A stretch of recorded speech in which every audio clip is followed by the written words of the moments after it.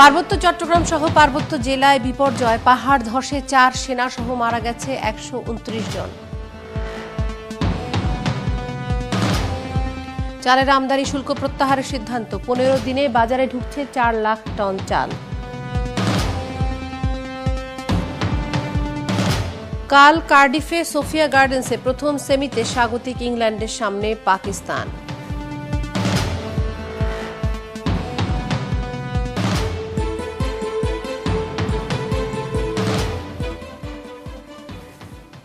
একাত্তর জানালে আরো একবার সবাইকে স্বাগত জানাচ্ছি এবং আপনাদেরকে সর্বশেষ সংবাদ শিরোনামগুলো জানিয়ে দিয়েছি। যদিও 129 জন বলছে একাত্তর, কিন্তু আমি দেখছি প্রথম আলো এখনো 117 বলছে। আমার মনে হয় যে আরো বেশি হবে এই নিহতের সংখ্যা। যেভাবে মিলবে বাংলাদেশ ভারত ম্যাচের টিকিট, এটাই জীবন। উপরে নিচে যে খবরগুলো আসে সেটা দেখলে বোঝা যায়। ক্যালিফোর্নিয়ায় বাংলাদেশি ট্যাক্সি চালক খুন, মহাসড়কে মৃত্যুর মিছিল, অথচ সরকার মহা আনন্দে। যে ম্যাচ বদলে দিয়েছে বাংলাদেশকে। সমকাল অনলাইন ভার্সন, সমকাল বলছে পাহাড় ধসে নিহত 130। সুমির কোলে আর কেউ রইল না। নিশ্চয়ই পাহাড় ধসে যারা মারা গেছেন তাদের কথা বলছেন। এত লাশ কখনো দেখেনি রাঙামাটির মানুষ। এই সরকারের আমলে মৃত্যুর মিছিল বেড়েই চলেছে। এই প্রসঙ্গে নিশ্চয়ই আমরা কথা বলতে পারবো। বেগম খালেদা জিয়া, কমলাপুরের ট্রেনের টিকিটের জন্য দীর্ঘ লাইন, প্রধানমন্ত্রীর বিমানে ত্রুটি, প্রতিবেদন দাখিল 26 জুলাই। বাংলা ট্রিবিউন বলছে পাহাড়ে লাশের পাহাড়। রাঙামাটি, বান্দরবান, চট্টগ্রামে পাহাড় ধসে নিহত 130। রাঙামাটিতে পাহাড় ধসে সেনা কর্মকর্তা সহ নিহত 98। একটু আগে আমাদেরকে উষৈ সিং তিনি বললেন 199 জন তিনি জেনেছেন। আতঙ্কের পাহাড়ে এখন আহাজারি আর আর্তনাদ। আসলে এই খবর ছাড়া আর তেমন খবর পাওয়া খুব মুশকিল হবে। Daily star, landslide in Bangladesh, death toll jumps to 133। Daily star সবচেয়ে বেশি বলছে নিহতের সংখ্যা 133 এবং 4 army men among dead in landslides, ISPR। এদের মধ্যে একজন মেজর, একজন ক্যাপ্টেন, একজন কর্পোরাল এবং একজন সৈনিক। Deadly landslide in pictures. এবং সবচেয়ে দুঃখজনক হচ্ছে এরা সকলেই আসলে মানুষকে বাঁচাতে গিয়েছিল এবং এই উদ্ধার কাজেই ল্যান্ডস্লাইডে পড়ে তারা নিহত হন। Tigers rise through the India rivalry, Bangla BD news 24। পাহাড় ধসে নিহতের সংখ্যা বেড়ে 125। পাহাড় ধস, 4000 মানুষ আশ্রয় কেন্দ্রে। মানিকছড়িতে পাহাড় ধসে 4 সেনা সদস্য নিহত। লন্ডন পৌঁছেছেন প্রধানমন্ত্রী। লন্ডন পৌঁছেছেন মানে সুইডেন যাচ্ছেন প্রধানমন্ত্রী, লন্ডন হয়ে যাচ্ছেন। পাহাড় রিড হল ধসে চট্টগ্রামে 30 জনের মৃত্যু। মুখ ভার শাড়ি বিক্রেতারা দুষছেন ভারতীয় ভিসাকে। ভারতীয় ভিসাকে কেন একটু বুঝতে হবে যে জমিয়ে বিক্রির প্রত্যাশার বিপরীতে তেমন না থাকে, অনেকে ভারতে গিয়ে ঈদের কেনাকাটার শঙ্কা করছেন শাড়ি বিক্রেতারা। অর্থাৎ এখন সহজতর করা হয়েছে ভারতীয় ভিসার প্রক্রিয়াটিকে, সেই কারণেই তারা এইটিকে মনে করছেন। এর পাল্টা খবর আছে, আপনাদের গণমাধ্যম সহ অনেকেই বলছে বরং বাংলাদেশের মানুষ দেশি শাড়ি, দেশি কাপড়ের ব্যাপারে অনেক বেশি উৎসাহী এখন কেনবার ক্ষেত্রে। সেটিও নিশ্চয়ই। এবং আমার তো মনে হয় যে এক জামদানি দিয়েই বাংলাদেশ ভীষণ রকম করে রাজত্ব করতে পারে। যাই হোক, এই প্রসঙ্গগুলো নিয়ে আলাপ যেমন করতে চাই, তেমনি ডক্টর মোহাম্মদ শহীদুল ইসলাম তিনি আমাদের সাথে ফোনে যুক্ত আছেন এই মুহূর্তে। আশা করছি তিনি ফোনে আমার কথা শুনতে পাচ্ছেন। ডক্টর শহীদুল ইসলাম, আপনি শুনতে পাচ্ছেন আমার কথা? আপনারা নিশ্চয়ই গতবার যখন 127 জনের মৃত্যু ঘটেছিল তখন কিছু সুপারিশ নিয়ে এসেছিলেন। সেই সুপারিশগুলো কি ছিল ডক্টর শহীদুল ইসলাম? আমরা যখন ওই কমিটিতে কাজ করছিলাম তখন সেই সুপারিশের মধ্যে আমাদের মূলত টার্মস অফ কন্ডিশন যেটা টল, যেটা ছিল 5টা। তার মধ্যে প্রধান ছিল 2টা, যে কারণগুলো অনুসন্ধান করা এবং প্রতিকার দেওয়া। ওই প্রতিকারের এবং এই সুপারিশ বেসিক্যালি ছিল আমরা বলতে পারি যে স্বল্পমেয়াদী, মধ্যমেয়াদী এবং দীর্ঘমেয়াদী। স্বল্পমেয়াদী যে সুপারিশগুলো ছিল সেখানে সর্বসাকুল্য সুপারিশ ছিল প্রায় 70, তবে 20টি সুপারিশ খুব বড় সুপারিশ ছিল। এই স্বল্পমেয়াদীর মধ্যে ছিল 8টি, মধ্যমেয়াদী 8টি এবং দীর্ঘমেয়াদী ছিল 6টি। আমরা যেটা যদি বলি, স্বল্পমেয়াদের মধ্যে মূলত ছিল তাৎক্ষণিকভাবে লোকজনকে এখান থেকে সরিয়ে নিতে হবে, ঝুঁকিপূর্ণ জায়গাগুলোকে চিহ্নিত করতে হবে এবং একটা ভিজিলেন্স টিম করতে হবে যারা এগুলোকে মনিটর করে। মধ্যমেয়াদের মধ্যে ছিল বনায়ন কর্মসূচিতে যাওয়া এবং যেখানে পাহাড়ের ঢাল 40 ডিগ্রির বেশি আছে সেই সমস্ত জায়গাগুলোতে যে আবাসনগুলো বা জনবস্তিগুলো গড়ে উঠেছে সেগুলোকে আরো ডিটেইল অবজার্ভ করে প্রয়োজনীয় ব্যবস্থা নেওয়া। দীর্ঘমেয়াদী যেটা আসলে টেকসই, সেখানে আমাদের বক্তব্য ছিল পাহাড় ব্যবস্থার জন্য একটা নীতিমালা তৈরি করা এবং পাহাড় ব্যবস্থাপনার জন্য একটা কার্যকর কমিটি করা, শুধু নামকরণ নয়, কার্যকর। ডিটেইল ওয়াটারশেড ম্যানেজমেন্টের দিকে দৃষ্টি দেওয়া, বিশেষ করে ইন্টিগ্রেটেড ল্যান্ড ইউজ প্ল্যান বা সমন্বিত ভূমি ব্যবহার পরিকল্পনা যেটা, এটা করা এবং বস্তিবাসীদের পুনর্বাসন করা, প্রয়োজনীয় আইনি সংস্কার করা। আরেকটা জিনিস এর সাথে কিন্তু ওই পাহাড়ি জমিগুলো লিজ দেওয়া, বিশেষ করে শহরের বাইরে এই লিজ দেওয়াগুলো বন্ধ করা দরকার, কারণ যারা লিজ নেয় তারা প্রথমে গাছগুলো কেটে ফেলে। সেই জন্য এইগুলো ছিল অনেকগুলো সুপারিশ। এটি নিয়ে তো অনেকবার আসলে কথা হয়েছে যে পাহাড় লিজ নেওয়া যাতে না হয় এবং সেই পাহাড় লিজ নিয়ে উজাড় করে ফেলা হচ্ছে পাহাড়ের বন। অনেক ধন্যবাদ ডক্টর মোহাম্মদ শহীদুল ইসলাম। আমার মনে হয় যে এই প্রসঙ্গ নিয়ে যখন পাহাড় ধসে তখন আমরা অনেক কথা বলি, কিন্তু সারা বছর তো আসলে তেমন কিছুই বলাও হয় না, করা হয় কিনা সেটি জানি না। রাঙামাটি থেকে ফোনে যুক্ত আছেন জনাব সাইদ তারিকুল হাসান, পুলিশ সুপার রাঙামাটি। আমরা হয়তো কিছুক্ষণের মধ্যেই তাকে পাবো, আশা করছি ফোনের সংযোগটা বিচ্ছিন্ন হয়ে গেছে, তাকে পাবো, কারণ রাঙামাটির অবস্থা সবচেয়ে খারাপ। ডক্টর মামুন আহমেদ নিশ্চয়ই আজকে সারাদিন খবরাখবর দেখেছেন। না, আমি সারাদিন তো দেখলাম, সর্বশেষ যে খবরটা আমরা দেখলাম সেটা হচ্ছে 133 জনের প্রাণহানি ঘটেছে এই ভূমিধসে। সেটি অত্যন্ত দুঃখজনক। আমি প্রথমেই যারা এই হত্যাকাণ্ডের শিকার হয়েছেন, আমি হত্যাকাণ্ডই বলবো, যারা এই পরিস্থিতির শিকার হয়েছেন তাদের রুহের মাগফিরাত কামনা করছি। একটা বিষয় হচ্ছে, একটু আগে শহীদুল ইসলাম সাহেব যে কথাগুলো বলছিলেন সেগুলো আমরা শুনছিলাম। আমি যদিও প্রথম থেকে পূর্ণাঙ্গভাবে শুনিনি, তারপর কতগুলো জিনিস মনে হচ্ছে পাহাড় ধসের আসলে কারণ কি। এর আগে 2007 সালে খুব সম্ভবত একটা বড় ধরনের এরকম ভূমিধস হয়েছিল পাহাড়ে। মামুন আহমেদ, আমি আপনার কাছে ক্ষমা চেয়ে একটু আপনাকে থামাচ্ছি, কারণ রাঙ্গুনিয়া থানা চট্টগ্রাম থেকে যুক্ত আছেন আমাদের সাথে ভারপ্রাপ্ত কর্মকর্তা ইমতিয়াজ ভূঁইয়া। যেহেতু এগুলো দুর্গম এলাকা এবং খুব বড় দুর্বিপাকের জায়গায় আছেন আপনারা, একটু শুনে নেই। জনাব ইমতিয়াজ ভূঁইয়া, আমার কথা শুনতে পাচ্ছেন? জি, শুনতে পাচ্ছি আপনাকে। জি, আপনাদের রাঙ্গুনিয়া থানার কি অবস্থা? রাঙ্গুনিয়া থানা আসলে গত রাতে অতি বর্ষণের ফলে এই থানা এলাকা উত্তর রাজানগর এবং ইসলামপুর ইউনিয়নের তিনটা স্থানে ভূমি যে পাহাড় ধস হয়েছে এবং এইখানে মোট 19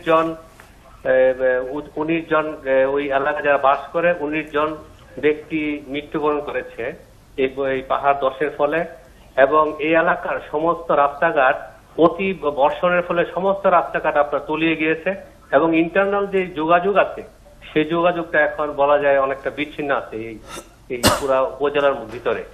এই ক্ষেত্রে মানে উদ্ধার করার পাশাপাশি আপনারা আর কি ব্যবস্থা নিচ্ছেন? আমরা সংবাদ পাওয়ার সাথে সাথে আমি নিজে টিম নিয়ে ওখানে যাই এবং আমাদের পুলিশ সুপার মহোদয় বিষয়টা তদারকি করে সার্বক্ষণিক। তারপর আপনার অত্র এলাকার যে গণমানুষের নেতা ডক্টর হাসান মাহমুদ এমপি স্যারের নির্দেশে স্থানীয় রাজনীতিবিদ এবং সমাজসেবী যারা আছে পুলিশের সাথে সবাই সহযোগিতা করছে এবং আমরা দ্রুত যারা নিহত হয়েছে তাদেরকে উদ্ধার করি এবং যারা আপনার দুর্গত ছিল তাদেরকে উদ্ধার করে নিরাপদ স্থানে আমরা নিয়ে আসি। আচ্ছা, এছাড়া আসলে কিছু জানবার কি আছে? আমার মনে হয় যে কি শেষ হয়ে গেছে, উদ্ধার প্রক্রিয়া শেষ কিনা সেটি জানতে চাচ্ছেন মঞ্জুরুল ইসলাম। জি, উদ্ধার প্রক্রিয়া শেষ হয়েছে, এখন অকুল স্থলে আর কোনো লোকজন নেই। অনেক ধন্যবাদ জনাব ইমতিয়াজ ভাই। আমার মনে হয় যে এর বেশি কিছু আসলে এই এলাকাগুলো থেকে জানবারই ডক্টর মামুন আহমেদ আপনাকে থামিয়ে দিয়েছিলাম। এখন প্রথম যে জিনিসটা মানে তাৎক্ষণিকভাবে যে জিনিসটা করা প্রয়োজন সেটা হচ্ছে উদ্ধার কার্যটা যত দ্রুত সর্বশক্তি প্রয়োগ করে এখানে উদ্ধার কার্যটা চালানো না। পুলিশ অফিসার যেভাবে বলছিলেন তাতে মনে হচ্ছে অ্যাটলিস্ট এই এলাকায় উদ্ধার কার্যটা শেষ হয়েছে। অন্য এলাকাগুলোতে কী অবস্থা সেটা সম্পর্কে আমরা হয়তো পরে জানতে পারবো। প্রথম হচ্ছে যে উদ্ধার কার্য সম্পন্ন করা, যারা এখনও মাঠে চাপা পড়ে আছে তাদেরকে উদ্ধার করা জীবিত অথবা মৃত অবস্থায়, সেটা একটা প্রাথমিক কাজ এবং খুবই জরুরি কাজ। তারপর যাদের এখানে পর্যাপ্ত ত্রাণের ব্যবস্থা করা, নিশ্চয়ই এগুলো হচ্ছে প্রথমেই জরুরি কাজ। এর আগে শহীদুল ইসলাম সাহেব প্রফেসর শহীদুল ইসলাম উনি যে কথাগুলো বলছিলেন, আমি সেটার জায়গাটা আরেকবার ফিরে যেতে চাই। তিনি যেটা বলছিলেন যে পাহাড় এর আগে যখন 2007 সালে যা পাহাড় ধস হয়েছিল, ধস হওয়ার পর একটা তদন্ত কমিটি গঠন করা হয়েছিল। তদন্ত কমিটির প্রধান কাজ ছিল টার্মস অফ রেফারেন্স, প্রধানত যেটা ছিল যে কেন সেটা হয়েছে এবং সেগুলো যাতে ভবিষ্যতে না হয় সেই ব্যবস্থাগুলো কি কি সুপারিশ নেওয়া যায়, কি কি ব্যবস্থা নেওয়া যায় সেটার জন্য সুপারিশ করা। তারা সেটা করেছেন এবং কর্তৃপক্ষের কাছে সেটা জমা দিয়েছেন। আমার কাছে একটা জিনিস মনে হয় যে যে সুপারিশগুলো ওনারা করেছেন, যে কাজগুলো করার কথা ছিল সেগুলো যদি করা যেত তাহলে প্রাণহানির যে সংখ্যা আজ আমরা দেখছি হয়তো সেই পরিমাণ হতো না। কারণ হচ্ছে যে এখানে এই ভূমিধসের প্রধান কারণ হচ্ছে কিন্তু শহীদুল ইসলাম সাহেব যেটা বললেন সেটা হচ্ছে প্রধানত তিনটা। একটা হচ্ছে প্রাকৃতিক, তো আছে, সেটা রেইনফল, হ্যাভি রেইনফল। তার বাইরেও দুইটা আছে, সেটা হচ্ছে ডিফরেস্টেশন, যেটা আমরা গাছ কেটে ফেলে, সেটা হচ্ছে একটা। আর একটা হচ্ছে অনিয়মিতভাবে বসতি স্থাপন। আরেকটা জিনিস আছে সেটা হচ্ছে পাহাড় কেটে ফেলা। এই বিষয়গুলো নিশ্চয়ই ম্যান মেড, হ্যাঁ, মানুষ সৃষ্ট এই কারণগুলো। সুতরাং ওনারা যে প্রস্তাবগুলো করেছিলেন, যে সুপারিশগুলো করেছিলেন, তার মধ্যে মনুষ্য সৃষ্ট যে কারণগুলো, সেই কারণগুলো নিশ্চয়ই এগুলো যাতে না থাকে এবং সেই ব্যবস্থা নেওয়ার জন্য বলা হয়েছিল নিশ্চিতভাবে। তো সেগুলো কেন নেওয়া হয়নি সেটা একটা বড় ধরনের প্রশ্ন। সেগুলো যদি নেওয়া যেত, আমি যেটা বলছিলাম সেটা হচ্ছে প্রাণহানির এই সংখ্যা হয়তো আমাদেরকে আজকে দেখতে হতো না। 2007 সাল থেকে 2017 সাল পর্যন্ত 10 বছর অনেক দীর্ঘ সময়। যদি পরিকল্পনা গ্রহণ করা যেত, কার্যক্রম যদি যথাযথভাবে গ্রহণ করা যেত, নিশ্চয়ই এই কাজগুলো করা যেত। করা যে যায় না তার অনেকগুলো কারণ থাকতে পারে। একটা হচ্ছে আমাদের এখানে যখন পাহাড় কাটা হয়, পাহাড় কাটা বা এখানে বসতি স্থাপন, তার সাথে গাছ কাটা, এই জিনিসগুলোর সাথে প্রধানত জড়িত থাকে স্থানীয় পর্যায়ে যারা অত্যন্ত প্রভাবশালী, রাজনৈতিকভাবে প্রভাবশালী, প্রশাসনিকভাবে প্রভাবশালী, আর্থিকভাবে প্রভাবশালী, এইসব ব্যক্তিরা প্রধানত এইসবগুলোর সাথে জড়িত থাকে। আমাদের সার্বিক যে শাসন ব্যবস্থার যে চিত্র আমরা সাধারণত যেটা দেখি, তাতে মনে হয় যে এইসব ব্যক্তিদের উপরের নিয়ন্ত্রণ খুব একটা সরকারি প্রশাসনের খুব একটা থাকে না। এটাও একটা প্রধান কারণ হতে পারে কেন সেই সুপারিশমালা যেটা দেওয়া হয়েছিল, কার্যকর যেসব ব্যবস্থা গ্রহণ করার কথা ছিল। কিন্তু ডক্টর মামুন আহমেদ, মানে বিভিন্ন সময় বিভিন্ন ধরনের দুর্যোগে যে ধরনের সুপারিশ দেওয়া হয়, সেই সুপারিশগুলোকে আমরা সবসময় মানে কখনোই দেখেছি যে সেগুলো খুব বাস্তবায়ন, খুব একটা বিশেষ করে যেগুলো আসলে ইম্পর্টেন্স দেওয়া হয় না, পরিবেশ বিষয়ক। এটা আমাদের দেশে, আমাদের এখানে অ্যাটলিস্ট আমরা সেটা খুব একটা দেখি না। তবে সেটা দেওয়া প্রয়োজন। মানুষের প্রাণ অত্যন্ত মূল্যবান, কিন্তু এখানে লক্ষ্য করা যাচ্ছে যে আমরা আসলে প্রাকৃতিক দুর্যোগ বলে সেটাকে আসলে পাশ কাটিয়ে যাই। এটা শুধুমাত্র যে প্রাকৃতিক দুর্যোগ তা না, তার সাথে মনুষ্য সৃষ্ট অনেক দুর্যোগ এর সাথে জড়িত আছে। শুধুমাত্র হ্যাভি রেইনফলের ফলেই যে এই ধরনের ধস হয় তা কিন্তু না। এগুলো সবচেয়ে বেশি এর সাথে যুক্ত হয় যে কারণগুলোর কথা প্রফেসর শহীদুল ইসলাম বললেন, সেগুলো অত্যন্ত গুরুত্বপূর্ণ। আমি একটু আপনাদের দৃষ্টি আকর্ষণ করছি। আমরা যে ফেসবুকে আমাদের যে পেজ আছে সেখান থেকে রাঙ্গুনিয়া থেকে আমাদের একজন দর্শক লিখছেন এবং তিনি বলছেন, স্বপ্নিল ওসমান, তিনি বলছেন যে রাঙ্গুনিয়া মৃতের সংখ্যা বেড়ে 19 এবং রাঙ্গুনিয়া উপজেলার ইসলামপুর ও রাজানগরে পাহাড় ধসের মৃতের সংখ্যা বেড়ে 19 জনে দাঁড়িয়েছে। মঙ্গলবার ভোর রাতে পাহাড় ধসের এই ঘটনা ঘটে। নিহতদের মধ্যে নজরুল ইসলাম, সুজন, মোহাম্মদ ইসলাম নামে 3 ব্যক্তি ও তার স্ত্রী সন্তানরা রয়েছেন। এছাড়াও আরও অজ্ঞাতনামা কয়েকজন আছেন, তাদের বিস্তারিত পরিচয় এখনো যাওয়া যায়নি। বিষয়টি নিশ্চিত করে রাঙ্গুনিয়া উপজেলা নির্বাহী কর্মকর্তা ডক্টর কামাল হোসেন এবং তিনি জানিয়েছেন যে ভোর রাতে ইসলামপুর ও রাজানগরে পাহাড় ধসে বেশ কয়েকটি পরিবারের 19 জনের মৃতদেহ উদ্ধার করা হয়েছে। এখনো উদ্ধার কাজ চলছে, মৃতের সংখ্যা আরো বাড়তে পারে বলেও জানান তিনি। কিন্তু আমাদেরকে ভারপ্রাপ্ত কর্মকর্তা জানালেন যে উদ্ধার কাজ শেষ হয়েছে এবং তিনি মৃতের সংখ্যা, আমি যদি ভুল না করে থাকি, 18 জন বলেছেন, 19 জনই বলেছেন। আচ্ছা, 19 জন বলেছেন। এই মানে আমার মনে হয় যে এটি খুব গুরুত্বপূর্ণ একটা মন্তব্য। এই ধরনের মন্তব্যগুলো আমরা আরও আশা করি আপনাদের কাছ থেকে, আপনারা যেখানে আছেন সেখান থেকে যদি সেই চিত্রটি আমাদেরকে পাঠান, তাহলে আমরাও সারা দেশের মানুষকে জানাতে পারবো একদম ঘটনাস্থল অকুস্থলের বিষয়গুলো। আমরা ছবিতে দেখছি পাহাড় ধসের চিত্রগুলো, কিন্তু এই চিত্রগুলোর বাইরেও এবারে আরও একটি ঘটনা যেটি ঘটেছে, যে আমাদের উদ্ধার কাজটিও যে খুব আনুষ্ঠানিক নয়, সেটিরও কিন্তু মনে হয় একটা চিত্র দেখতে পেলাম আমরা। বলবার যেটা ডক্টর মামুন আহমেদ বলছিলেন যে আমরা কার্যকারণ নিয়ে লম্বা আলোচনা করবার আরো কয়েকদিন সময় থাকবে। এই মুহূর্তে আমাদের যেটা দরকার উদ্ধার কাজ এবং উদ্ধার কাজ। এর আগে আমি যেটা মাননীয় সংসদ সদস্য বীর বাহাদুরকে যেটা জানতে চাচ্ছিলাম, সঠিকভাবে হওয়া, আমি আশা করছিলাম একজন নাগরিক হিসেবে, যেহেতু 3টি বড় জেলায় কিন্তু চট্টগ্রাম, রাঙামাটি এবং বান্দরবান, 3 জায়গার একটি কেন্দ্রীয় নিয়ন্ত্রণ কক্ষ থাকা দরকার প্রশাসনের যে কোনো জায়গা থেকে। সেটা ঢাকাও নিয়ন্ত্রণ কেন্দ্রটা হতে পারে। প্রতি মুহূর্তে খবর নিয়ে আমাদের গণমাধ্যমকে জানানো, কারণ দেখেন আপনি টেলিভিশনগুলো কিন্তু সংখ্যাটা আমি এক টেলিভিশন একরকম দিচ্ছে। আমরা 133 জানছি, কেউ 120 বলছে, নানান সংখ্যা। সংখ্যাটার জরুরি কি কারণে, যাদের পরিবার হতাহত হয়েছে তারাও তো জানতে চায়। আমার কোনো পরিবার যদি বান্দরবনে বাস করে বা রাঙামাটির কেউ যদি ঢাকায় থাকেন, তিনি জানতে চান তার পরিবারের সদস্যরা নিরাপদে আছে কিনা। আমি যতটুকু গণমাধ্যমের কর্মী হিসেবে খোঁজ রেখেছি, রাঙামাটির সাথে চট্টগ্রামের যোগাযোগ একেবারে বিচ্ছিন্ন। ফলে ওইখানে স্থানীয় লোকেরাই কিন্তু যা উদ্ধার কাজ করছেন।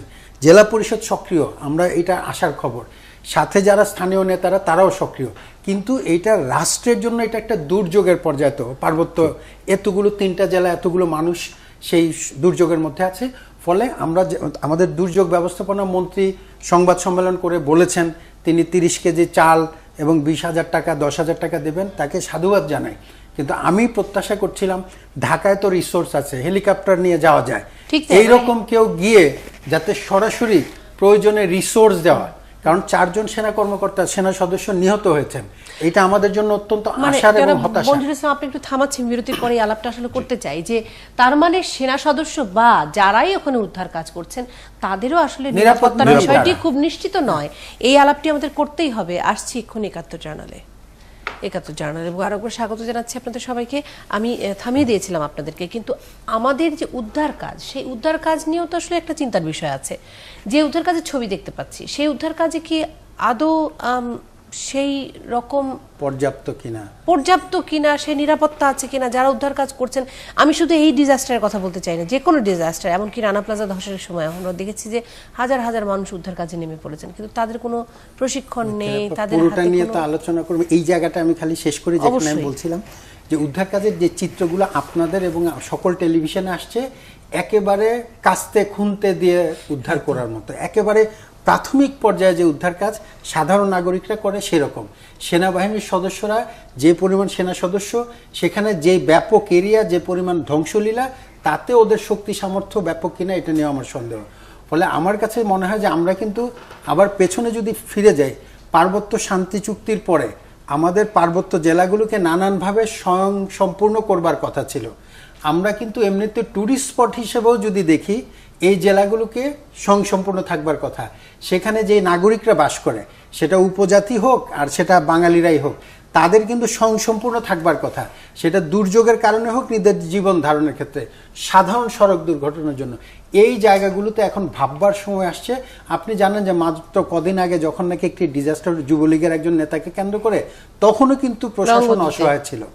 সেই জায়গায় আমি মনে করি এইটাকে আমরা এক্সাম্পল ধরে, যে পাহাড় ধস সেটা হবেই, আমরা যদি প্রাকৃতিক বিষয়টার উপরে ছেড়ে দিই, মানুষ সৃষ্টটা বন্ধ করি, তারপরও দুর্ঘটনা হিসেবে কখনো কখনো হবে। কিন্তু এই দুর্ঘটনা মোকাবেলা করবার জন্য শক্তি, সামর্থ্য, ইকুইপমেন্ট যেন থাকে। এইটার থেকে শিক্ষা নিয়ে সারা বাংলাদেশের কথা আপনি যেটা বললেন, রানা প্লাজা হতে পারে, বাংলাদেশে অন্য জায়গায় হতে পারে, প্রত্যেকটি জেলাকে, প্রত্যেকটি এলাকাকেই যেন আমরা বিকেন্দ্রীকরণের নামে কেবল বক্তৃতা স্লোগানে না রেখে প্রশাসনকে যেন স্বয়ংসম্পূর্ণ করি এই ধরনের দুর্যোগ মোকাবেলা। মানে দুর্যোগটা হয়তো একটু, মানে আমাদের এই বছরটা একটু খারাপই যাচ্ছে বাংলাদেশের। আসলে হাওড়া অঞ্চলের দুর্যোগ এবং এই পার্বত্য অঞ্চলের দুর্যোগ, বেশ কয়েকটি দুর্যোগের কক্সবাজার এলাকায় বেশ কয়েকটি মোড়ার কথা, অর্থাৎ বেশ কয়েকটি দুর্যোগ আমরা পরপর পেলাম, যেটা থেকে অনেকদিন পর্যন্তই বাংলাদেশ বেশ মুক্ত ছিল। আমাদের সাথে যুক্ত আছেন কেফায়েতুল্লাহ, ভারপ্রাপ্ত কর্মকর্তা, রাউজান থানা, চট্টগ্রাম। একটু বলে রাখি যে চট্টগ্রাম থেকে রাঙামাটি যাওয়ার জন্য আসলে রাউজানই হচ্ছে প্রধান সড়ক। আমি জনাব কেফায়েতুল্লাহকে স্বাগত জানাচ্ছি, আশা করছি উনি শুনতে পাচ্ছেন আমার কথা। জি বলেন। জি, আমাকে যদি একটু মহাসড়কটির অবস্থা জানান। চট্টগ্রাম থেকে রাঙামাটি সহ অন্যান্য এলাকায় যাবার জন্য রাউজানের উপর দিয়ে তো যেতে হয়, তো সেই এলাকার সেই সড়কের এখন কি অবস্থা?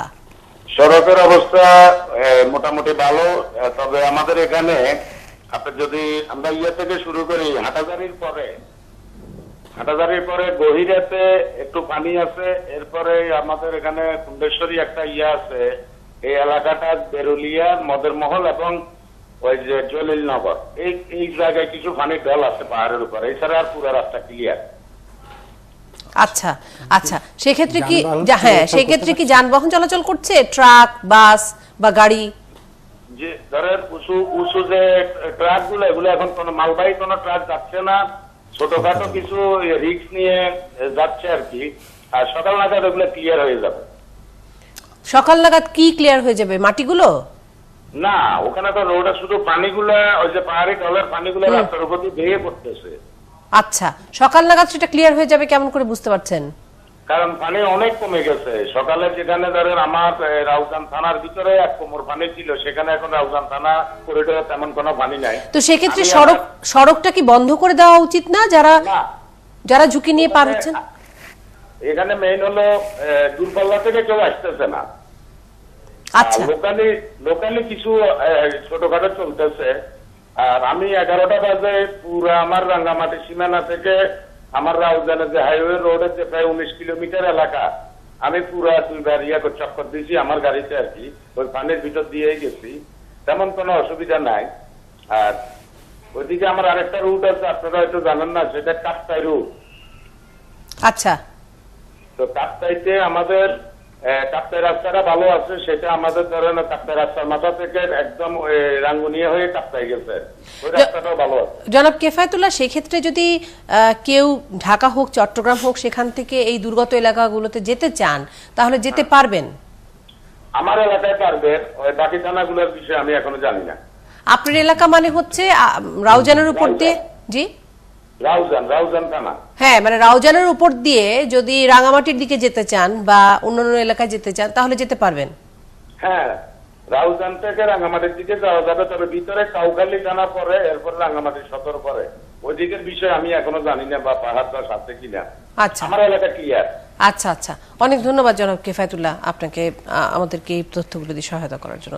ডক্টর মামুন আহমেদ, যে প্রসঙ্গতে ছিলাম তার বাইরে আরো বেশি করে যেটি নিয়ে কথা বলতে চাই, যে মানে উদ্ধার কাজকে তো আমরা এক ধরনের নাম্বার 1 প্রায়োরিটি নাও, অবশ্যই প্রথম সবচেয়ে বেশি ফোকাস দেওয়া দরকার, সবচেয়ে বেশি। কিন্তু তার চেয়েও বড় কথা হচ্ছে এই যে যেটি বলছিলেন মঞ্জুরুল ইসলাম, যে এই মানুষগুলো এখন কোথায় থাকবেন, তাদের আশ্রয় কেন্দ্রে নিয়ে যাওয়া হবে কিনা, তারা আসলে ত্রাণ তৎপরতা সেগুলো কিভাবে মোকাবেলা করা হবে সেটার জন্য যথেষ্ট আমরা করতে পারছি কিনা, বা তথ্য নেওয়া, যে তারা এসে মানে সমস্ত দুর্যোগে একটি বিষয় খুব জরুরি হয়ে দাঁড়ায় যে তথ্য পাওয়া। এবং আমরা কোনো সময় এমনকি মিডিয়া কর্মীরাও, গণমাধ্যম কর্মীরাও যখন যাই খবরটি নিতে, তখন এমন একটি জায়গা পাই না যেখান থেকে সব তথ্য পাওয়া যায়। সেরকম একটা জায়গারও তো দরকার আছে ডক্টর মামুন আহমেদ। নিশ্চয়ই নিশ্চয়ই। আপনি পুলিশ অফিসার উনি যেভাবে বলছিলেন, জি, সেটা হচ্ছে যে চট্টগ্রামে আমরা লক্ষ্য করলাম যে বেশ কয়েকটা স্থানে কিন্তু এই আজকের ভূমিধসের ঘটনাটা ঘটেছে, এবং যেসব এলাকায় ঘটেছে প্রত্যেকটা জায়গায় ত্রাণ তৎপরতা চলছে নিশ্চিতভাবে। আমরা মনে করি যে ত্রাণ তৎপরতার ক্ষেত্রে প্রাথমিকভাবে সকল শক্তি সেখানেই দেওয়া দরকার, এবং প্রশিক্ষিত ত্রাণকর্মী, প্রশিক্ষিত কর্মী যারা, উদ্ধার কর্মী যারা, তারা যাতে সেই উদ্ধার কার্যে অংশগ্রহণ করতে পারে, প্রথম কথা। এবং উদ্ধার কাজ শেষ হওয়ার পর পর্যাপ্ত ত্রাণের ব্যবস্থা করা, এবং যাদেরকে বিভিন্ন জায়গায় আশ্রয়ের ব্যবস্থা করা প্রয়োজন, আশ্রয়ের ব্যবস্থা গ্রহণ করা, এগুলো খুব গুরুত্বপূর্ণ। তো সেসব কাজগুলো করার জন্য তাদের মধ্যে এক ধরনের নেটওয়ার্কিং থাকবার কথা, তথ্যের বিনিময় থাকবার কথা। পুলিশ অফিসারের কথায় বোঝা গেল যে একটা নির্দিষ্ট জায়গার সাথে আরেকটা নির্দিষ্ট জায়গার, মানে ফর এক্সাম্পল যে রাঙ্গুনিয়ার সাথে অন্যান্য এলাকাগুলোর সাথে খুব একটা তারা কানেক্টেড না, অ্যাটলিস্ট ইনফরমেশনের ক্ষেত্রে সেই জিনিসটা বোঝা গেল। সেটা যদি জানা যেত তাহলে তাদের নিজেদের মধ্যে যদি সেই কানেকশনটা থাকতো, কানেক্টিভিটিটা থাকতো, তাহলে অনেক বেশি সুবিধা হতো। আর আপনি যে কথাটা বললেন যে ইনফরমেশন যদি আমরা জানতে পারতাম, মিডিয়া কর্মীরা জানতে পারতো, দেশবাসী জানতে পারতো, তাহলে উদ্ধার কাজ থেকে শুরু করে ত্রাণ তৎপরতায় সরকার অনেক বেশি ভূমিকা পালন করতে পারতো নিশ্চিতভাবে। আমি যে আপনি যে কথাটি বলেন, সরকার অনেক বেশি ভূমিকা পালন করতে পারতো, রাজনীতির বাইরে তো কোনো কিছুই নয়, সেই জায়গাটিতে ফেরত আসবো, একটু পরে ফেরত আসছি। জনাব কবির হোসেন সিদ্দিক, সম্পাদক সাঙ্গু, তিনি আমাদের সাথে যুক্ত আছেন, আশা করছি তিনি আমার কথা শুনতে পাচ্ছেন, ফোনে যুক্ত আছেন, আমি আশা করছি তিনি আমার কথা শুনতে পাচ্ছেন।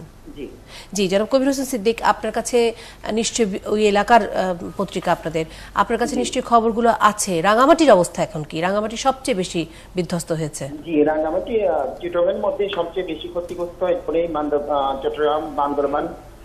আমরা সর্বশেষ জেনেছি মৃতের সংখ্যা 100 ছাড়িয়ে গেছে, আরো বাড়তে পারে। আসলে পাহাড় এত বড় বিপদ, মানে 100 ছাড়িয়েছে কি শুধু রাঙামাটিতেই? জি, রাঙামাটিতে। আচ্ছা, 100 ছাড়িয়ে গেছে। আচ্ছা আচ্ছা, জি বলছিলেন আপনি। জি, আমরা পাহাড়ে এত বড় বিপর্যয় আসলে আগে দেখিনি। আমি পাহাড়ের ছেলে, আমার জন্ম বান্দরবানে। আসলে প্রশাসনের অসতর্কতা, আমি বলবো প্রশাসনের অসতর্কতার জন্যই আজকে এতগুলো প্রাণহানি ঘটনা ঘটে। তারা যখন প্রচন্ড বৃষ্টি হয় তখনই একটু মাইকিং করে তাদের দায়িত্বগুলো সারেন, এবং প্রতি বছরই বলা হয় যে যারা ঝুঁকিতে থাকে তাদের পুনর্বাসন করা হবে। এগুলো আসলে কথার কথাই থেকে যায়। পাহাড়ের হতদরিদ্র মানুষগুলোকে প্রতি বছর তারা আশার বাণী শোনায়, কিন্তু কার্যত কোনো কাজই হয় না, যার ফলশ্রুতিতে প্রতি বছরই কিন্তু পাহাড়ে আপনার প্রাণহানির ঘটনা ঘটে, প্রতি বছরই ঘটে চলছে। এটার কোনো বিহিত ব্যবস্থা আসলে আমরা কার্যত দেখতে পাই না।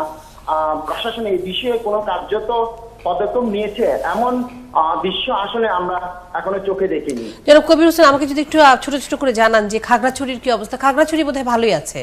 খাগড়াছড়িতেও ঝুঁকিপূর্ণ মানুষজনকে সরিয়ে নেওয়া হচ্ছে, ওখানেও প্রচুর বৃষ্টিপাত হচ্ছে।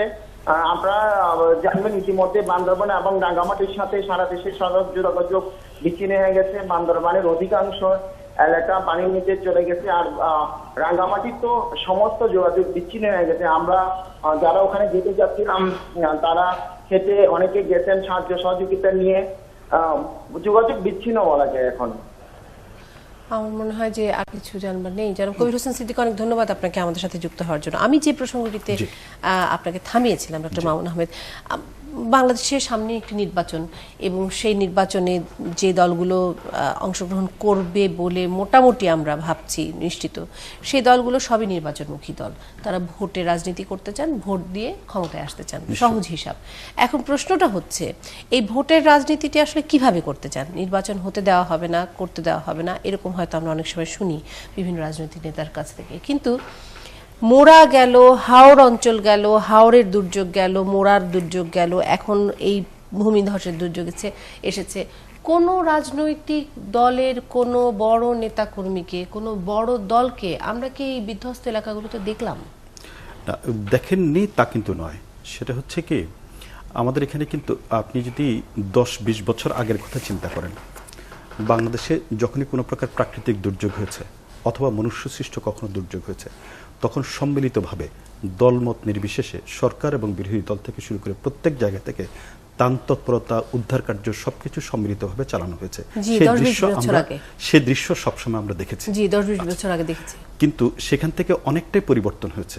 পরিবর্তন হয়েছে শুধুমাত্র সরকারের অ্যাটিটিউডের কারণে। অ্যাটিটিউডটা হচ্ছে কিরকম আমি লক্ষ্য করি, আমার নিজের একটা অভিজ্ঞতার কথা বলি আপনাকে। সেটা হচ্ছে একবার এরকম ত্রাণ তৎপরতা চালাতে গিয়েছিলাম আমরা ইউনিভার্সিটি থেকেই, কিন্তু তখন দেখা গেল সেখানে ওই এলাকায় আমাদেরকে যেতে দেওয়া হয়নি, শুধু পুলিশ বাধা দিয়েছে। সে বিষয়টা হচ্ছে এরকম যে অনেক ক্ষেত্রে সেটা করা হয় কি, যে সরকার মনে করে, আমার কাছে মনে হয়েছে আর কি না, সেটা হচ্ছে সরকার মনে করে যে এখানে যে কোনো প্রকার দুর্যোগে ত্রাণ তৎপরতা চালাতে হলে সরকারের অনুমতি নিয়ে সেটা করতে হবে, রাইট? সরকার যাকে অনুমতি দিবে সে করতে পারবে, যাকে অনুমতি দিবে না সে করতে পারবে না। এখানে একটা বড় ধরনের প্রতিবদ্ধকতা তৈরি হয়, ঠিক আছে? যেখানে সব ধরনের মানুষ স্বতঃস্ফূর্তভাবে ত্রাণ তৎপরতা চালানোর ক্ষেত্রে উৎসাহী হয়ে যে কাজগুলো করত, সরকার যখন এইভাবে বাধা প্রদান করে তখন সেখানে অনেকটা ভাটা পড়ে।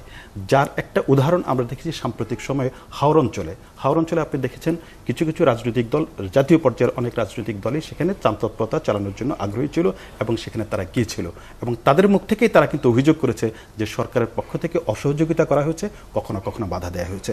সুতরাং এই যে দৃশ্যপটের পরিবর্তন, এই পরিবর্তনটা কিন্তু একদিনে হয় নাই, অনেক দিনে দিনে সেটা হয়ে আজকে এমন একটা পর্যায়ে হয়ে আসছে, সেটা হচ্ছে একটা প্রাকৃতিক দুর্যোগ হলে তাৎক্ষণিকভাবে মানুষ স্বতঃস্ফূর্তভাবে সেখানে মিটিগেট করবার জন্য, সেখানে ত্রাণ উদ্ধার কাজ চালানোর জন্য বা ত্রাণ তৎপরতা চালানোর জন্য সেখানে চলে যাবার কথা না, কিন্তু মানুষ যেতে চায়, অধিকাংশ ক্ষেত্রে সেটা আশাহত হয়। ডক্টর মামুন আহমেদ, আমি একটা প্রশ্ন করে বিরতিতে যাব, মঞ্জুর ইসলাম নিশ্চয়ই এই বিষয়ে কিছু বলবেন। ডক্টর মামুন আহমেদ, আমি এই যে প্রশ্ন করে বিরতিতে যেতে চাই, যে আমরা শুনি সমাবেশ কেন করছেন না সরকারের বাধার কারণে, সম্মেলন কেন করছেন না সরকারের বাধার কারণে, ত্রাণ তৎপরতা করছেন না। আমার মনে হয় these are two things, two different things. আমি একটু প্রশ্ন শেষ করি। ত্রাণ তৎপরতায় যেতে পারছে না কারণ হচ্ছে সরকারের অ্যাটিটিউডের কারণে বা সরকারের অসহযোগিতার কারণে। মানে সেক্ষেত্রে একটি রাজনৈতিক দলের উপর যে ভরসা করা বা তার শক্তি সামর্থ্যের উপর যে আস্থা আনা, সেটিও তো অনেক সময় দ্বিধাগ্রস্ত হয় কিনা। ডক্টর মামুন, আমি বড় করে এই উত্তরটা নিতে চাই। বিরতির পর আসছি উত্তর নিয়ে। ৭১ জার্নালে আরেকবার স্বাগত জানাচ্ছি। আমি ডক্টর মামুন আহমেদকে থামিয়ে দিয়েছিলাম।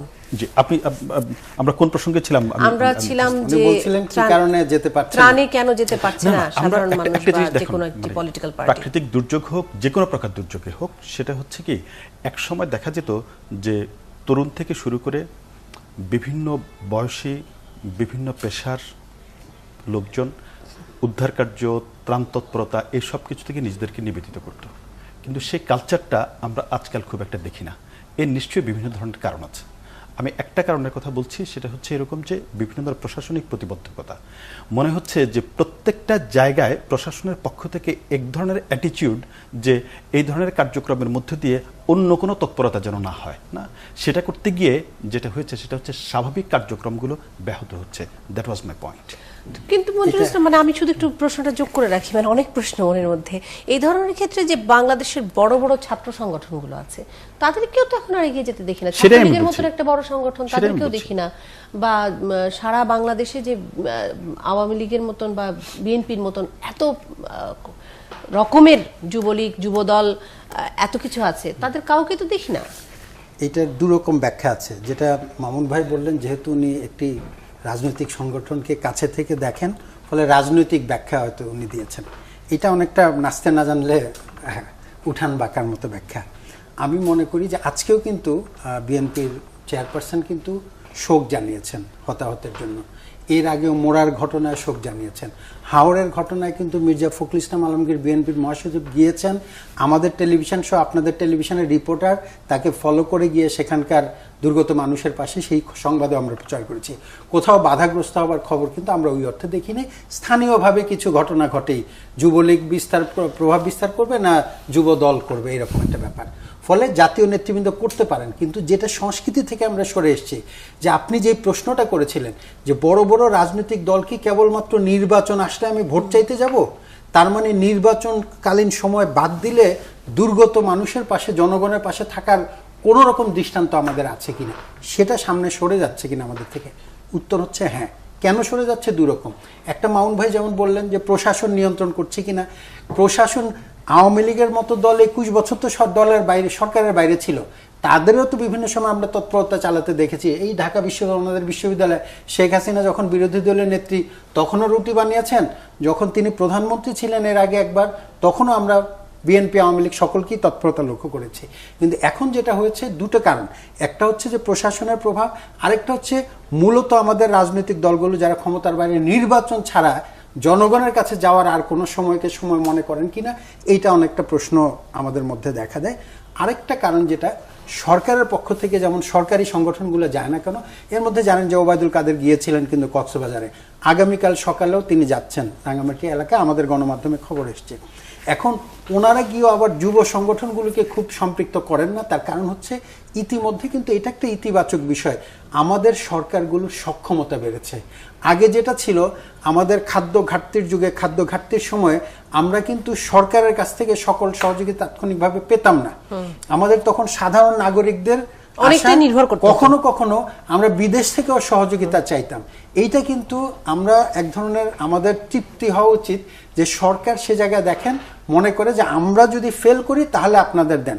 আমরা কিন্তু কোনো দুর্যোগে দেখি নাই কোথাও মানুষ না খেয়ে মারা যাচ্ছে। না, কিন্তু মঞ্জুর ইসলাম, আমি একটু যদি আপনার, আমি অবশ্যই আপনি বলবেন, আমি যদি একটু, আপনারা যদি দুজনই বলেন, সেটি হলো যে আমি শুধু এই কথাটি মাথায় রেখে বলিনি যে দুর্যোগ প্রসঙ্গে, মানে আজকেও বেগম খালেদা জিয়া কথা বলেছেন, বিভিন্ন বিষয় নিয়ে কথা বলেছেন, গুম খুন নিয়ে, মৃত্যুর মিছিল নিয়ে বলেছেন।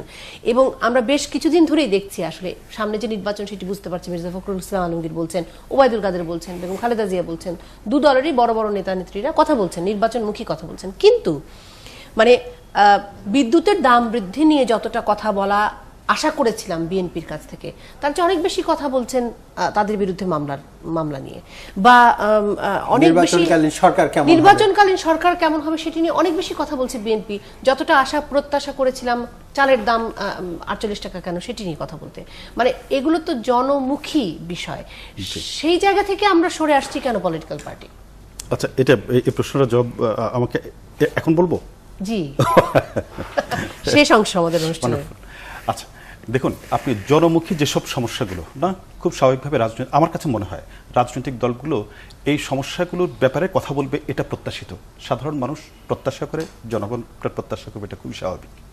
কিন্তু আপনারা লক্ষ্য করুন যে এইসব বিষয়ে তারা যতটুকু না তৎপর, এইসব যতটুকু তারা কথা বলে তার চেয়ে কম অনেক বেশি কথা বলে যে রাজনৈতিক বিষয় নিয়ে সবচেয়ে বেশি কথা বলে। আমার কাছে একটা জিনিস এখানে মনে হয়, সেটা হচ্ছে যেহেতু সব সমস্যার মূলে কিন্তু রাজনৈতিক সংকট থেকে সবগুলো সমস্যা তৈরি হয়েছে, সেক্ষেত্রে সেই জিনিসে অ্যাড্রেস করার জন্য প্রাথমিকভাবে আমার কাছে মনে হয় তারা সবচেয়ে বেশি এমফাসিস দেয়। মানে ক্ষমতায় গেলেই সব সমস্যা সমাধান হবে। না, ক্ষমতায় গেলে নয়। আমি ক্ষমতায় গেলে না, সেটাও আমি বলছি না। আমি বলছি যেটা হচ্ছে সবকিছুর মূলে হচ্ছে রাজনৈতিক সংকট থেকে প্রত্যেকটা উপসর্গ তৈরি হয়। যেহেতু সেখান থেকে তৈরি হয়, সুতরাং সেখান থেকে সেই জায়গাটা অ্যাড্রেস করার জন্য সবচেয়ে বেশি আলোচনা হয়। তবে অন্য জনমুখী যেসব সমস্যাগুলো, সেগুলো নিয়ে যে আলোচনা হয় না তা নয়। আপনিও যেমনটা বলছিলেন, নিশ্চয়ই সেগুলো নিয়ে আলোচনা হয়। তবে সবচেয়ে বেশি আলোচনা হওয়া, রাজনীতি নিয়ে সবচেয়ে বেশি আলোচনা হওয়ার যৌক্তিক কারণ আমার কাছে মনে হয় এটি। কারণ at the end of the day রাজনীতি আসলে সবকিছু নিয়ন্ত্রণ করে। সুতরাং আপনি যদি সমাধানগুলো করতে হয়, তাহলে রাজনৈতিক সমাধানটা প্রধান। মামুনের কথা যদি আমি বুঝে থাকি, এটা ঠিকই, রাজনৈতিক সমাধানটা দরকার। তবে এইটাই যদি মুখ্য হয়, তাহলে অন্যদিকে হয় না। যেমন বিএনপির 3 বছর যদি আমি ধরি, 8 বছর ধরে তো ক্ষমতার বাইরে সরাসরি, এই 8 বছরের মধ্যে 3 বছর ধরলাম যে বর্তমান সরকারের সময় নানান কারণে গ্রেফতার, মামলা হামলার কারণে তারা সমাবেশ করছে না। তার আগের যখন 5 বছরের টার্মে কিন্তু বিএনপি অনেকগুলো সভা সমাবেশ না, হরতাল অবরোধ পর্যন্ত করেছে। কিন্তু আপনি যেটি বললেন, ওই যে চালের দাম বাড়ানো, বিদ্যুতের দাম, গণমুখী কোনো ইস্যু নিয়ে হরতাল করতে আমরা দেখি না। আমরা যখন দেখছি সংসদের আগে বসতে দেবেন না পেছনে বসতে দেবেন, আসন কটা দেবেন, তারেক রহমানের মামলা অথবা বিভিন্ন নেতার মামলা নিয়ে এটা যে শুধুমাত্র একটা রাজনৈতিক দলের ক্ষেত্রে না, আমি সব রাজনৈতিক দলের ক্ষেত্রে সমস্যাগুলো এরকমই। ফলে অন্য রাজনৈতিক দলের ক্ষেত্রেও কিন্তু একই রকম। শেষ আমি এইটুকু বলবো যে আজকেও যখন বেগম খালেদা জিয়া ইফতারের নির্দেশ দিয়েছেন, শোক প্রকাশ করেছেন, সেখানেও কিন্তু এই যে পার্বত্য প্রত্যেকটা জেলায় কিন্তু বিএনপির কেন্দ্রীয় কমিটি আছে এবং তারাও কিন্তু ওই যে জমি এবং ওই পাহাড় ভাগাভাগির মধ্যে কিন্তু আওয়ামী লীগ, বিএনপি, জাতীয় পার্টি সকলে স্থানীয়ভাবে ঐক্যবদ্ধ। সেখানে আমরা ওই নির্দেশনাটা আশা করছিলাম যে আপনারা যারা আছেন, সেই নির্দেশনা তো আমরা আওয়ামী লীগ থেকেও দেখছি না। আওয়ামী লীগের কিন্তু না, ওবায়দুল কাদের গতকাল ইফতার পার্টিতে উনি বলেছেন যে আমি সরাসরি নির্দেশ দিচ্ছি আমার দলের সকল নেতাকর্মী যেন দুর্গত মানুষের পাশে দাঁড়ান। সরাসরি উনি ইফতার পার্টিতে এই কথাটি বলে, ইফতারের আগে তাদের তাঁতি লীগের একটি সমাবেশ। আচ্ছা, ওবায়দুল কাদের সাহেব বলেছেন কি আমি আসলে খেয়াল করিনি না। তবে এটুকু নিশ্চিত, স্থানীয় পর্যায়ে রাজনৈতিক সংগঠন যেগুলো আছে, তাদের নেতাকর্মী যারা, তারা উপরের নির্দেশের অপেক্ষা করবে না। স্পেশালি এইসব ন্যাচারাল ক্যালামিটি যখন হয় অথবা যে কোনো ধরনের, তার কারণ এটা তো স্থানীয় পর্যায়ে তাদের ভোটের রাজনীতি, তো তাদেরকে ন্যাচারালি তাদেরকে সেখানে তাদের ভোটারদের কাছে তাদেরকে যেতে হয়। সুতরাং উপরের আপনার তার নেত্রীর নির্দেশ তার কেন্দ্রীয় কি করছেন, দ্যাট ইজ নট ইম্পর্টেন্ট। সে হ্রাস করেছে সেখানে নিশ্চিতভাবে যতটুকু সম্ভব সেটা করেছে। কিন্তু দুঃখজনকভাবে আমাদের গণমাধ্যম তো প্রতিটি জায়গায় আছে, আমরা সেটা দেখি না, যেজন্য আমরা আলোচনাটি এখানে হচ্ছে যেটা গণমাধ্যমের তো সীমাবদ্ধতা আছে, গণমাধ্যমে স্পটে হ্রাস করতে পারছে না। কারণ হচ্ছে যে সেখানে আমাদের প্রতিনিধি আছে, প্রত্যেকটি সাঙ্গুর প্রতিনিধি আছে, কোনো না কোনো ভাবে আসে। আমার হাতে সময় নেই, আর ফেসবুক কি দেখতে পাবো একবারও? সেরকম সময় কি আছে? না, সময় নেই। আমাদের প্রযোজনার যারা দলে রয়েছেন তারা বলছেন যে একেবারে সময় নেই। ডক্টর মামুন আহমেদ, অনেক ধন্যবাদ আপনাকে। মঞ্জুরুল ইসলাম, আপনাকে অনেক ধন্যবাদ। দর্শক, আপনাকে অনেক ধন্যবাদ, কিন্তু আপনাদেরকে অনেক ধন্যবাদ, কিন্তু শুভেচ্ছা জানাতে পারছি না। আজকের দিনটি আমাদের জন্য আজকের রাতটি আমাদের জন্য খুব সুখকর রাত নয়, শুভ রাত নয়। এবং একটি কথাই শুধু বলতে চাই, নিরাপদে থাকুন, পরিবারের সবাইকে নিয়ে নিরাপদে থাকুন। সবার কাছ থেকে বিদায় নিচ্ছি। পাহাড় কাটা বা এখানে বসতি স্থাপন, তার সাথে গাছ কাটা, এই জিনিসগুলোর সাথে প্রধানত জড়িত থাকে স্থানীয় পর্যায়ে যারা অত্যন্ত প্রভাবশালী, রাজনৈতিকভাবে প্রভাবশালী, প্রশাসনিকভাবে প্রভাবশালী, আর্থিকভাবে প্রভাবশালী, এইসব ব্যক্তিরা প্রধানত এইসবগুলোর সাথে জড়িত থাকে। আমাদের সার্বিক যে শাসন ব্যবস্থার যে চিত্র আমরা সাধারণত যেটা দেখি, তাতে মনে হয় যে এইসব ব্যক্তিদের উপরের নিয়ন্ত্রণ খুব একটা সরকারি প্রশাসনের খুব একটা থাকে না। এটাও একটা প্রধান কারণ হতে পারে কেন সেই সুপারিশমালা যেটা দেওয়া হয়েছিল, কার্যকর যেসব ব্যবস্থা গ্রহণ করার কথা ছিল। কিন্তু ডক্টর মামুন আহমেদ, মানে বিভিন্ন সময় বিভিন্ন ধরনের দুর্যোগে যে ধরনের সুপারিশ দেওয়া হয়, সেই সুপারিশগুলোকে আমরা সবসময় মানে কখনোই দেখেছি যে সেগুলো খুব বাস্তবায়ন, খুব একটা বিশেষ করে যেগুলো আসলে ইম্পর্টেন্স দেওয়া হয় না, পরিবেশ বিষয়ক। এটা আমাদের দেশে, আমাদের এখানে অ্যাটলিস্ট আমরা সেটা খুব একটা দেখি না। তবে সেটা দেওয়া প্রয়োজন। মানুষের প্রাণ তো অত্যন্ত মূল্যবান, কিন্তু এখানে লক্ষ্য করা যাচ্ছে যে আমরা আসলে প্রাকৃতিক দুর্যোগ বলে সেটাকে আসলে পাশ কাটিয়ে যাই। এটা শুধুমাত্র যে প্রাকৃতিক দুর্যোগ তা না, তার সাথে মনুষ্য সৃষ্ট অনেক দুর্যোগ এর সাথে জড়িত আছে। শুধুমাত্র হ্যাভি রেইনফলের ফলেই যে এই ধরনের ধস হয় তা কিন্তু না, এগুলো সবচেয়ে বেশি এর সাথে যুক্ত হয় যে কারণগুলোর কথা প্রফেসর শহীদুল ইসলাম বললেন, সেগুলো অত্যন্ত গুরুত্বপূর্ণ। আমি একটু আপনাদের দৃষ্টি আকর্ষণ করছি। আমরা যে ফেসবুকে আমাদের যে পেজ আছে সেখান থেকে রাঙ্গুনিয়া থেকে আমাদের একজন দর্শক লিখছেন এবং তিনি বলছেন স্বপ্নিল ওসমান, তিনি বলছেন যে রাঙ্গুনিয়ায় মৃতের সংখ্যা বেড়ে 19 এবং রাঙ্গুনিয়া উপজেলার ইসলামপুর ও রাজানগরে পাহাড় ধসের মৃতের সংখ্যা বেড়ে 19 জনে দাঁড়িয়েছে। মঙ্গলবার ভোর রাতে পাহাড় ধসের এই ঘটনা ঘটে। নিহতদের মধ্যে নজরুল ইসলাম, সুজন, মোহাম্মদ ইসলাম নামে 3 ব্যক্তি ও তার স্ত্রী সন্তানরা রয়েছেন।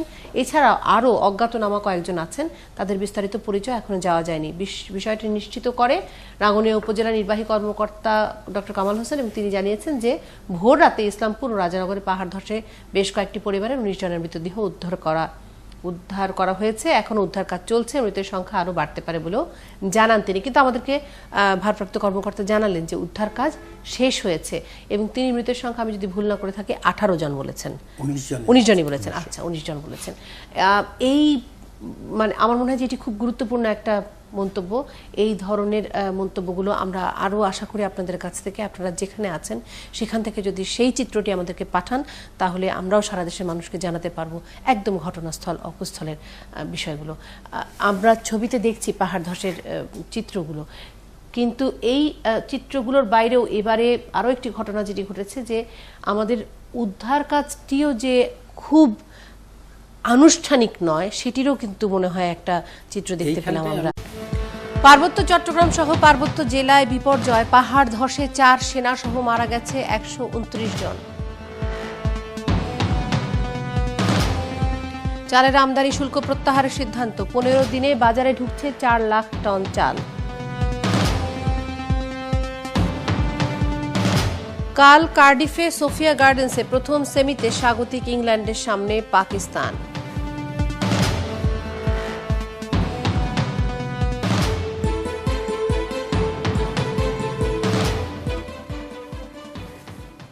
একাত্তর জার্নালে আরো একবার সবাইকে স্বাগত জানাচ্ছি এবং আপনাদেরকে সর্বশেষ সংবাদ শিরোনামগুলো জানিয়ে দিয়েছি। যদিও 129 জন বলছে একাত্তর, কিন্তু আমি দেখছি প্রথম আলো এখনো 117 বলছে। আমার মনে হয় যে আরো বেশি হবে এই নিহতের সংখ্যা।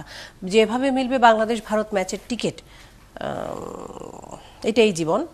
উপরে নিচে যে খবরগুলো আসে সেটা দেখলে বোঝা যায়। ক্যালিফোর্নিয়ায় বাংলাদেশি ট্যাক্সি চালক খুন, মহাসড়কে মৃত্যুর মিছিল অথচ সরকার মহা আনন্দে। যে ম্যাচ বদলে দিয়েছে বাংলাদেশকে। সমকাল অনলাইন ভার্সন, সমকাল বলছে পাহাড় ধসে নিহত 130। সুমির কোলে আর কেউ রইল না। নিশ্চয়ই পাহাড় ধসে যারা মারা গেছেন তাদের কথা বলছেন। এত লাশ কখনো দেখেনি রাঙামাটির মানুষ। এই সরকারের আমলে মৃত্যুর মিছিল বেড়েই চলেছে। এই প্রসঙ্গে নিশ্চয়ই আমরা কথা বলতে পারবো। বেগম খালেদা জিয়া, কমলাপুরে ট্রেনের টিকিটের জন্য দীর্ঘ লাইন, প্রধানমন্ত্রীর বিমানে ত্রুটি, প্রতিবেদন দাখিল 26 জুলাই। বাংলা ট্রিবিউন বলছে পাহাড়ে লাশের পাহাড়। রাঙামাটি, বান্দরবান, চট্টগ্রামে পাহাড় ধসে নিহত 130। রাঙামাটিতে পাহাড় ধসে সেনা কর্মকর্তা সহ নিহত 98। একটু আগে আমাদেরকে উষৈ সিং তিনি বললেন 199 জন তিনি জেনেছেন। আতঙ্কের পাহাড়ে এখন আহাজারি আর আর্তনাদ। আসলে এই খবর ছাড়া আর তেমন খবর পাওয়া খুব মুশকিল হবে। Daily star landslide in Bangladesh, death toll jumps to 133। Daily star সবচেয়ে বেশি বলছে নিহতের সংখ্যা 133 এবং 4 army men among dead in landslides, ISPR। এদের মধ্যে একজন মেজর, একজন ক্যাপ্টেন, একজন কর্পোরাল এবং একজন সৈনিক। Deadly landslide in pictures. এবং সবচেয়ে দুঃখজনক হচ্ছে এরা সকলেই আসলে মানুষকে বাঁচাতে গিয়েছিল এবং এই উদ্ধার কাজেই ল্যান্ডস্লাইডে পড়ে তারা নিহত হন। Tigers rise to the India rivalry, Bangla video news 24। পাহাড় ধসে নিহতের সংখ্যা বেড়ে 125। পাহাড় ধস, 4000 মানুষ আশ্রয় কেন্দ্রে। মানিকছড়িতে পাহাড় ধসে 4 সেনা সদস্য নিহত। লন্ডন পৌঁছেছেন প্রধানমন্ত্রী। লন্ডন পৌঁছেছেন মানে সুইডেন যাচ্ছেন প্রধানমন্ত্রী, লন্ডন হয়ে যাচ্ছেন। পাহাড় রিড হল ধসে চট্টগ্রামে 30 জনের মৃত্যু। মুখ ভার শাড়ি বিক্রেতারা দুষছেন ভারতীয় ভিসাকে। যারা আছে পুলিশের সাথে সবাই সহযোগিতা করছে এবং আমরা দ্রুত যারা নিহত হয়েছে তাদেরকে উদ্ধার করি এবং যারা আপনার দুর্গত ছিল তাদেরকে উদ্ধার করে নিরাপদ স্থানে আমরা নিয়ে আসি। আচ্ছা, এছাড়া আসলে কিছু জানবার কি আছে? আমার মনে হয় যে কি শেষ হয়ে গেছে, উদ্ধার প্রক্রিয়া শেষ কিনা সেটি জানতে চাচ্ছেন মঞ্জুরুল ইসলাম। জি, উদ্ধার প্রক্রিয়া শেষ হয়েছে, এখন অকুল স্থলে আর কোনো লোকজন নেই। অনেক ধন্যবাদ জনাব ইমতিয়াজ ভাইয়া। আমার মনে হয় যে এর বেশি কিছু আসলে এই এলাকাগুলো থেকে জানবার ডক্টর মামুন আহমেদ আপনাকে থামিয়ে দিয়েছিলাম। এখন প্রথম যে জিনিসটা মানে তাৎক্ষণিকভাবে যে জিনিসটা করা প্রয়োজন সেটা হচ্ছে উদ্ধার কাজটা যত দ্রুত সর্বশক্তি প্রয়োগ করে এখানে উদ্ধার কার্যটা চালানো না। পুলিশ অফিসার যেভাবে বলছিলেন তাতে মনে হচ্ছে অ্যাটলিস্ট এই এলাকায় উদ্ধার কার্যটা শেষ হয়েছে, অন্য এলাকাগুলোতে কী অবস্থা সেটা সম্পর্কে আমরা হয়তো পরে জানতে পারবো। প্রথম হচ্ছে যে উদ্ধার কার্য সম্পন্ন করা, যারা এখনও মাঠে চাপা পড়ে আছে তাদেরকে উদ্ধার করা জীবিত অথবা মৃত অবস্থায়, সেটা একটা প্রাথমিক কাজ এবং খুবই জরুরি কাজ। তারপর যাদের এখানে পর্যাপ্ত ত্রাণের ব্যবস্থা করা, নিশ্চয়ই এগুলো হচ্ছে প্রথমেই জরুরি কাজ। এর আগে শহীদুল ইসলাম সাহেব, যে প্রফেসর শহীদুল ইসলাম, উনি যে কথাগুলো বলছিলেন, আমি সেটার জায়গাটা আরেকবার ফিরে যেতে চাই। তিনি যেটা বলছিলেন যে পাহাড় এর আগে যখন 2007 সালে যা পাহাড় ধস হয়েছিল, ধস হওয়ার পর একটা তদন্ত কমিটি গঠন করা হয়েছিল। তদন্ত কমিটির প্রধান কাজ ছিল টার্মস অফ রেফারেন্স, প্রধানত যেটা ছিল যে কেন সেটা হয়েছে এবং সেগুলো যাতে ভবিষ্যতে না হয় সেই ব্যবস্থাগুলো কি কি সুপারিশ নেওয়া যায়, কি কি ব্যবস্থা নেওয়া যায় সেটার জন্য সুপারিশ করা। তারা সেটা করেছেন এবং কর্তৃপক্ষের কাছে সেটা জমা দিয়েছেন। আমার কাছে একটা জিনিস মনে হয় যে সুপারিশগুলো ওনারা করেছেন, যে কাজগুলো করার কথা ছিল সেগুলো যদি করা যেত তাহলে প্রাণহানির যে সংখ্যা আজ আমরা দেখছি হয়তো সেই পরিমাণ হতো না। কারণ হচ্ছে যে এখানে এই ভূমিধসের প্রধান কারণ হচ্ছে কিন্তু শহীদুল ইসলাম সাহেব যেটা বললেন সেটা হচ্ছে প্রধানত তিনটা। একটা হচ্ছে প্রাকৃতিক, তো আছে, সেটা রেইনফল, হ্যাভি রেইনফল। তার বাইরেও দুইটা আছে, সেটা হচ্ছে ডিফরেস্টেশন, যেটা আমরা গাছ কেটে ফেলা, সেটা হচ্ছে একটা। আর একটা হচ্ছে অনিয়মিতভাবে বসতি স্থাপন। আরেকটা জিনিস আছে, সেটা হচ্ছে পাহাড় কেটে ফেলা। এই বিষয়গুলো নিশ্চয়ই ম্যান মেড, মানুষ সৃষ্ট এই কারণগুলো। সুতরাং ওনারা যে প্রস্তাবগুলো করেছিলেন, যে সুপারিশগুলো করেছিলেন, তার মধ্যে মনুষ্য সৃষ্ট যে কারণগুলো, সেই কারণগুলো নিশ্চয়ই এগুলো যাতে না থাকে এবং সেই ব্যবস্থা নেওয়ার জন্য বলা হয়েছিল নিশ্চিতভাবে। তো সেগুলো কেন নেওয়া হয়নি সেটা একটা বড় ধরনের প্রশ্ন। সেগুলো যদি নেওয়া যেত, আমি যেটা বলছিলাম সেটা হচ্ছে প্রাণহানির এই সংখ্যা হয়তো আমাদেরকে আজকে দেখতে হতো না। 2007 সাল থেকে 2017 সাল পর্যন্ত 10 বছর অনেক দীর্ঘ সময়। যদি পরিকল্পনা গ্রহণ করা যেত, কার্যক্রম যদি যথাযথভাবে গ্রহণ করা যেত, নিশ্চয়ই এই কাজগুলো করা যেত।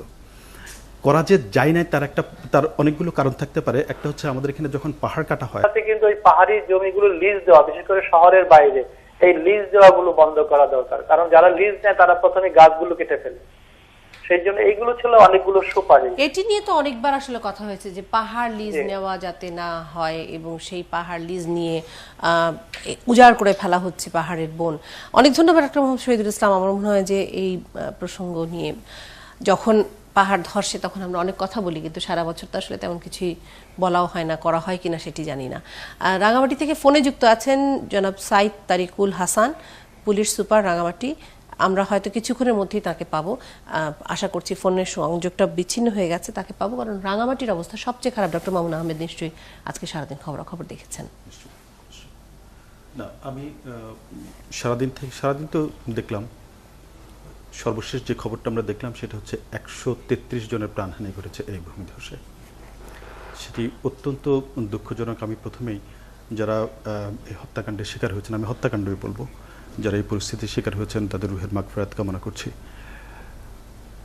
একটা বিষয় হচ্ছে, একটু আগে শহীদুল ইসলাম সাহেব যে কথাগুলো বলছিলেন সেগুলো আমরা শুনছিলাম। আমি যদিও প্রথম থেকে পূর্ণাঙ্গভাবে শুনিনি, তারপর কতগুলো জিনিস মনে হচ্ছে পাহাড় ধসের আসলে কারণ কি। এর আগে 2007 সালে খুব সম্ভবত একটা বড় ধরনের এরকম ভূমিধস হয়েছিল পাহাড়ে। মামুন আহমেদ, আমি আপনার কাছে ক্ষমা চেয়ে একটু আপনাকে থামাচ্ছি, কারণ রাঙ্গুনিয়া থানা চট্টগ্রাম থেকে যুক্ত আছেন আমাদের সাথে ভারপ্রাপ্ত কর্মকর্তা ইমতিয়াজ ভূঁইয়া। যেহেতু এগুলো দুর্গম এলাকা এবং খুব বড় দুর্বিপাকের জায়গায় আছেন ওনারা, একটু শুনে নেই। জনাব ইমতিয়াজ ভূঁইয়া, আমার কথা শুনতে পাচ্ছেন? জি, শুনতে পাচ্ছি আপনাকে আমি। জি, আপনাদের রাঙ্গুনিয়া থানার কি অবস্থা? রাঙ্গুনিয়া থানা আসলে গত রাতে অতি বর্ষণের ফলে এই থানা এলাকা উত্তর রাজানগর এবং ইসলামপুর ইউনিয়নের তিনটা স্থানে ভূমি যে পাহাড় ধস হয়েছে এবং এইখানে মোট 19 জন ওই এলাকা যারা বাস করে 19 জন ব্যক্তি মৃত্যুবরণ করেছে এই পাহাড় ধসের ফলে। এবং এই এলাকার সমস্ত রাস্তাঘাট অতি বর্ষণের ফলে সমস্ত রাস্তাঘাট আপনার তলিয়ে গিয়েছে এবং ইন্টারনাল যে যোগাযোগ আছে সেই যোগাযোগটা এখন বলা যায় অনেকটা বিচ্ছিন্ন আছে এই পুরা উপজেলার ভিতরে। এক্ষেত্রে মানে উদ্ধার করার পাশাপাশি আপনারা আর কি ব্যবস্থা নিচ্ছেন? আমরা সংবাদ পাওয়ার সাথে সাথে আমি নিজে টিম নিয়ে ওখানে যাই এবং আমাদের পুলিশ সুপার মহোদয় বিষয়টা তদারকি করে সার্বক্ষণিক। তারপর আপনার অত্র এলাকার যে গণমানুষের নেতা ডক্টর হাসান মাহমুদ এমপি স্যারের নির্দেশে স্থানীয় রাজনীতিবিদ এবং ভারতীয় ভিসাকে কেন একটু বুঝতে হবে যে জমিয়ে বিক্রির প্রত্যাশার বিপরীতে তেমন না থাকে অনেকে ভারতে গিয়ে ঈদের কেনাকাটার শঙ্কা করছেন শাড়ি বিক্রেতারা, অর্থাৎ এখন সহজতর করা হয়েছে ভারতীয় ভিসার প্রক্রিয়াটিকে, সেই কারণেই তারা এইটিকে মনে করছেন। এর পাল্টা খবর আছে, আপনাদের গণমাধ্যম সহ অনেকেই বলছে বরং বাংলাদেশের মানুষ দেশি শাড়ি দেশি কাপড়ের ব্যাপারে অনেক বেশি উৎসাহী এখন কেনবার ক্ষেত্রে। সেটিও নিশ্চয়ই, এবং আমার তো মনে হয় যে এক জামদানি দিয়েই বাংলাদেশ ভীষণ রকম করে রাজত্ব করতে পারে। যাই হোক, এই প্রসঙ্গগুলো নিয়ে আলাপ যেমন করতে চাই, তেমনি ডক্টর মোহাম্মদ শহীদুল ইসলাম তিনি আমাদের সাথে ফোনে যুক্ত আছেন এই মুহূর্তে। আশা করছি তিনি ফোনে আমার কথা শুনতে পাচ্ছেন। ডক্টর শহীদুল ইসলাম, আপনি শুনতে পাচ্ছেন আমার কথা? আপনারা নিশ্চয়ই গতবার যখন 127 জনের মৃত্যু ঘটেছিল তখন কিছু সুপারিশ নিয়ে এসেছিলেন, সেই সুপারিশগুলো কি ছিল ডক্টর শহীদুল ইসলাম? আমরা যখন ওই কমিটিতে কাজ করছিলাম তখন সেই সুপারিশের মধ্যে আমাদের মূলত টার্মস অফ কন্ডিশন যেটা ছিল 5টা, তার মধ্যে প্রধান ছিল 2টা, যে কারণগুলো অনুসন্ধান করা এবং প্রতিকার দেওয়া। ওই প্রতিকারের এবং এই সুপারিশ বেসিক্যালি ছিল আমরা বলতে পারি যে স্বল্পমেয়াদী, মধ্যমেয়াদী এবং দীর্ঘমেয়াদী। স্বল্পমেয়াদী যে সুপারিশগুলো ছিল সেখানে সর্বসাকল্যে সুপারিশ ছিল প্রায় 70, তবে 20টি সুপারিশ খুব বড় সুপারিশ ছিল। এই স্বল্পমেয়াদীর মধ্যে ছিল 8টি, মধ্যমেয়াদী 8টি এবং দীর্ঘমেয়াদী ছিল 6টি। আমরা যেটা যদি বলি স্বল্প মেয়াদের মধ্যে মূলত ছিল তাৎক্ষণিকভাবে লোকজনকে এখান থেকে সরিয়ে নিতে হবে, ঝুঁকিপূর্ণ জায়গাগুলোকে চিহ্নিত করতে হবে এবং একটা ভিজিলেন্স টিম করতে হবে যারা এগুলোকে মনিটর করে। মধ্যমেয়াদের মধ্যে ছিল বনায়ন কর্মসূচিতে যাওয়া এবং যেখানে পাহাড়ের ঢাল 40 ডিগ্রির বেশি আছে সেই সমস্ত জায়গাগুলোতে যে আবাসনগুলো বা বস্তিগুলো গড়ে উঠেছে সেগুলোকে আরো ডিটেইল অবজার্ভ করে প্রয়োজনীয় ব্যবস্থা নেওয়া। দীর্ঘমেয়াদী যেটা আসলে টেকসই, সেখানে আমাদের বক্তব্য ছিল পাহাড় ব্যবস্থার জন্য একটা নীতিমালা তৈরি করা এবং পাহাড় ব্যবস্থাপনার জন্য একটা কার্যকর কমিটি করা, শুধু নামকরণ নয়, কার্যকর। ডিটেইল ওয়াটারশেড ম্যানেজমেন্টের দিকে দৃষ্টি দেওয়া, বিশেষ করে ইন্টিগ্রেটেড ল্যান্ড ইউজ প্ল্যান বা সমন্বিত ভূমি ব্যবহার পরিকল্পনা যেটা, এটা করা এবং বস্তিবাসীদের পুনর্বাসন করা, প্রয়োজনীয় আইনি সংস্কার করা। আরেকটা জিনিস